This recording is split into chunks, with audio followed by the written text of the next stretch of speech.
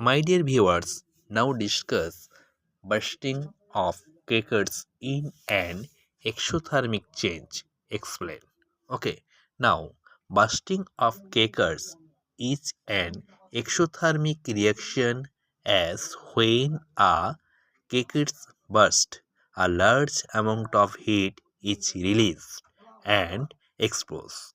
Color of the metal, many types of the metals, that is the green frames produce in fireworks due to the presence of barium. Okay, the green frame is due to the presence of copper. Okay, orange frame is due to the presence of calcium. Okay,